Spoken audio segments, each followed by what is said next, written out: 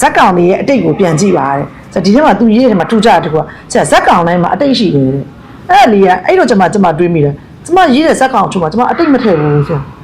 ဆိုဇက်ကောင်တိုင်းမှာအတိတ်ရှိတယ်တဲ့အခုပစ္စုပန်ကာလအကြောင်းဆိုတာအဲ့လိုရေးနေစင်မှာစာရေးသူကဇက်ကောင်ရဲ့အတိတ်ဇက်ကြောင်းတော့ပြီးပြန်ဖော်ပြတာကိုလုပ်တယ်ဆိုရင်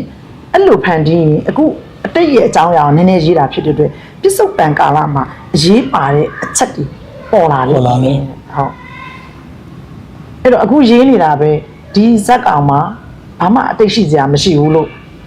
မဟုတ်ဘူးတဲ့ဒီမှာအတိတ်ရှိတယ်လေဇက်ကောင်တိုင်းမှာဟုတ်အတိတ်ရှိတယ်နော်အဲ့လိုအဲ့ဒီဇက်ကောင်ကလေတဲ့ပြောထားတာစောင့်ဖြတ်နိုင်တဲ့ခွန်အားရှိတဲ့ဇက်ကောင်တော့ဖြစ်နေပါစေတဲ့အဲ့လိုအရေးချင်းရှိမှတော့ဇက်ရှိန်နဲ့အတူတူစီမျောပါလာနိုင်တာပေါ့ခုနကနံပါတ်9နဲ့6နဲ့ချိန်ရမယ်ဆိုရင်ကြာခုနကတော့ရွေးထားတဲ့ဇက်ကြောရိုးဖရင်ကိုထည့်ပြီးဇက်ကောင်ကိုထည့်မယ်ထည့်ပြီးဒီဇက်ကောင်ရဲ့အတိတ်ကိုကြည့်ပြီးတော့မှခုနအရေးချင်းရှိတဲ့ဇက်ကောင်ရှိမှစီမျောတယ်ဆိုရင်စဖတ်သူကလည်း